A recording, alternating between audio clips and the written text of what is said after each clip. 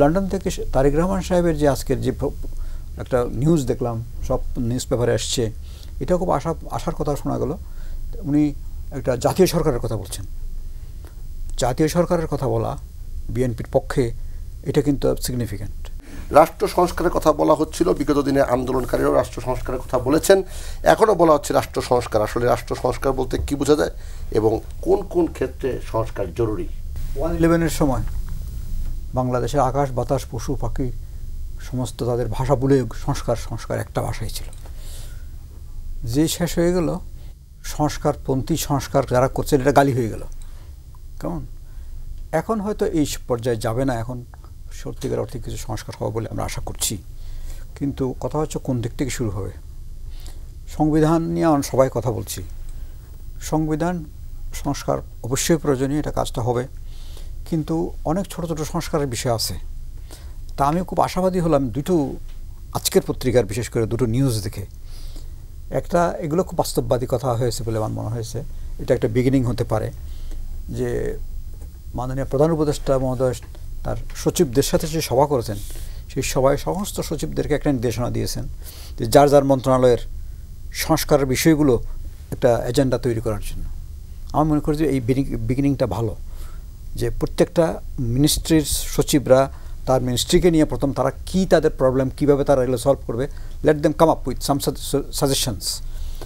তারপর আরেকটা জিনিস হলো, এটা একটু আশার আলো দেখালো, সেটা হচ্ছে লন্ডন থেকে তারেক রহমান সাহেবের যে আজকের যে একটা নিউজ দেখলাম, সব নিউজ পেপারে আসছে, এটা খুব আশার কথা শোনা গেল।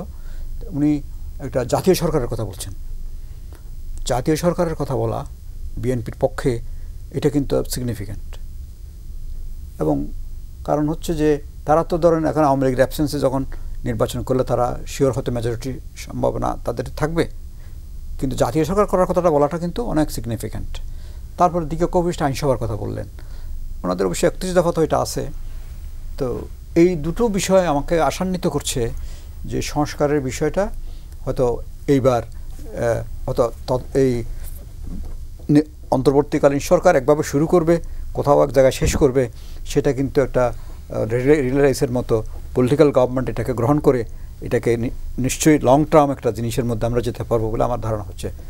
প্রথম যদি ধরেন সরকার এতগুলো মিনিস্ট্রি, এটা ডিসপ্রপোর্শনেট হয়ে গেছে অনেক বেশি। এটা আমাদের একটা স্মল অ্যান্ড স্মার্ট গভর্নমেন্ট দরকার।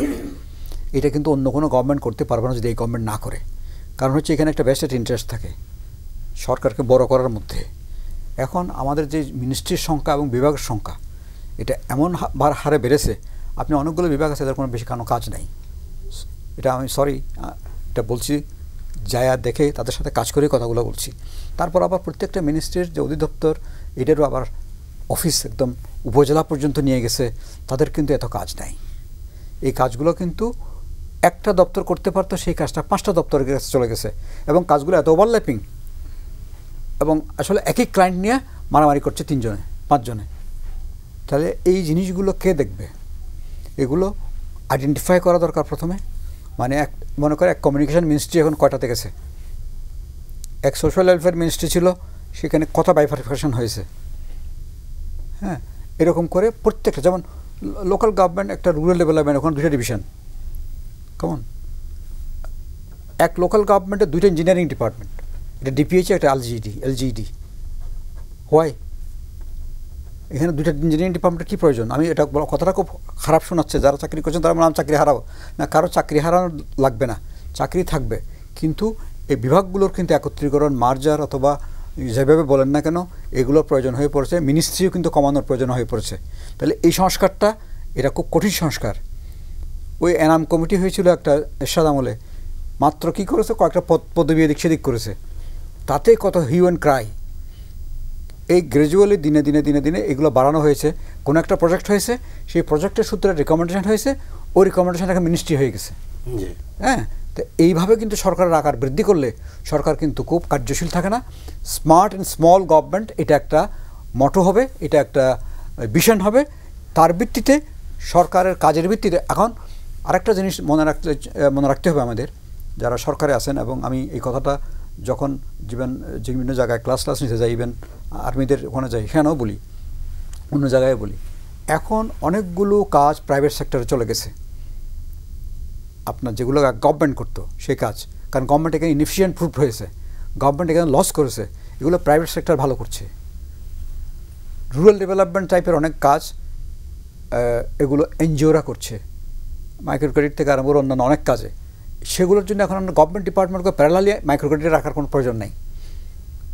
গভর্নমেন্টের ডিপার্টমেন্টে যেগুলো মাইক্রো ক্রেডিট করছে যারা, যেমন করেন বিআরডিবি, সোশ্যাল ওয়েলফেয়ার, আরও বহু 5-6টা ডিপার্টমেন্টে মাইক্রো ক্রেডিট দেয়, কিন্তু এরা দিয়ে আদায় করতে পারে না, আদায় করার ইচ্ছেও নেই, কারণ হচ্ছে সরকারের টাকা তো এটা। কিন্তু এনজিও যে আনছে সেটা তো ব্যাংক থেকে আনে, এটা পিকেএসএফ থেকে আনে, এটা অন্য জায়গা থেকে আনে, তাকে তো আবার সুদ সহরে রিপে করতে হয়। সুতরাং আদায় করার জন্য তার একটা প্রচেষ্টা থাকতে হয়, আদারওয়াইজ সে সার্ভাইভ করবে না। কিন্তু সরকারের সে দায় নাই কিন্তু। কিন্তু এই কাজটা আমি কেন নেব? সেই জন্য এত প্রজেক্ট হয়েছে, প্রজেক্টের ভারে কিন্তু এখন মিনিস্ট্রি সেক্রেটারিও একটা প্রজেক্ট ডাইরেক্টর হতে চায়, অথচ মিনিস্ট্রি এই কাজ করার কথা না। মিনিস্ট্রি একটা এডিশনাল সেক্রেটারি প্রজেক্ট ডাইরেক্টর হয়, জয়েন্ট সেক্রেটারি প্রজেক্ট ডাইরেক্টর কেন? মিনিস্ট্রির কাজ তো হচ্ছে ওই যে অধিদপ্তর আছে তারা করবে, ওনারা মনিটর করবে কে এটার এই কাজটা, হ্যাঁ, নীতি নির্ধারণটা কে করবে, এখানে কনফ্লিক্ট অফ ইন্টারেস্ট হচ্ছে না। তো এই জিনিসগুলো কিন্তু অনেক মূল্যবান, এখন অনেক দরকারি এগুলো রিফর্ম করা। এটা অন্য সময় আর হবে না, এই সময় না হলে।